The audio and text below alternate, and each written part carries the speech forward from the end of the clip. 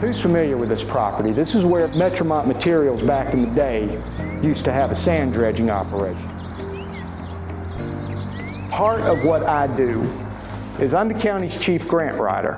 I'm the guy who tries to go out there and get some federal, state, private sector, whatever money I can find so that we, the county, can put together and fund these projects that people generally seem to like to see. I cover a whole lot of ground doing that. And I'm wearing that hat tonight. As the county grant writer, I'm trying to get money from the National Park Service. It's a grant called the Land and Water Conservation Fund grant. It's been around since 1965. They give you money to develop properties for outdoor recreation. They want to see people out there interacting with nature, getting on the water, being with the trees, watching the birds, looking at the wildlife. And we can do all these things up at 550 River Road.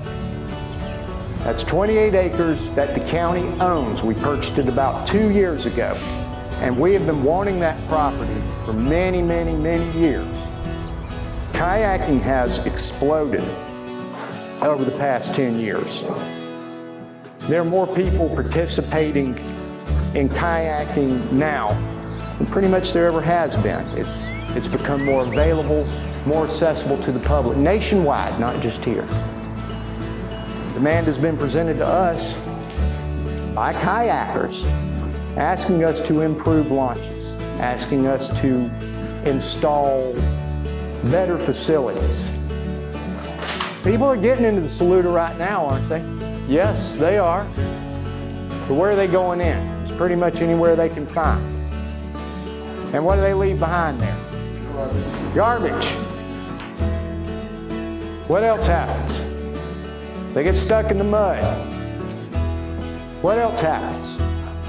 They park on River Road in front of the pump station, and you nearly run into them when you're coming around the curve. I know that's happened. So we know they're wanting to get in that water, and they're wanting to get into it right there because that's a perfect place for beginner kayakers.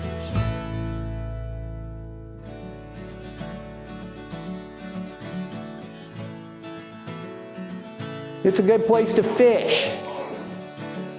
And even if you don't want to get in the water, you can wander around up there, look at birds, look at wildlife.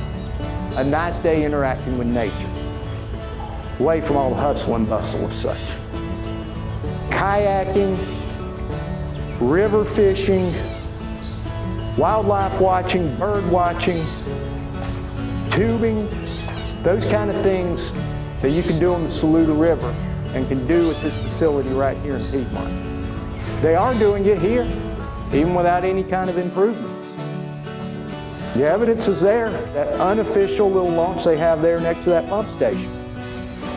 They're there. The county's desire to put these kayak launch facilities in areas where they're appropriate.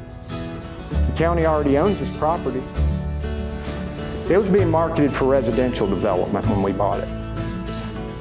So I don't have a problem with residential development, but we need to think about some things. You know, if the county doesn't proceed with this project, then we've got a piece of property on our hands that really isn't doing us or the public any good. I think it's safe to say that sooner rather than later, there would be at least some sort of subdivision development out there. Well, it's just our continued efforts to really revitalize Piedmont with this wonderful idea of a riverfront park right here in the middle of the town, and we're excited, the county's excited, the state's excited, and this could really be something special for the Mill Village of Piedmont. We have two projects in the works on the Greenville side right now, the restoration of the old mercantile building, and then I think they're calling it a Piedmont Village development, which is going where the old mill used to be. And so the development on the Anderson side just dovetails with that. And our goal has been since day one to use the Saluda River and the kayaking like Travelers Rest uses the Swamp Rabbit Trail. The hesitancy is there's always talk about things happening, and they really want to see dirt moving. They want to see something happen. But people are excited about this. They're excited to be able to increase public access to the river, to use a beautiful piece of property for the folks that live in Piedmont. When we do our development, we're going to stay within those footprints. We don't want to start cutting down trees and moving dirt and all this other stuff. We want to keep this in as clean and natural a context as we can.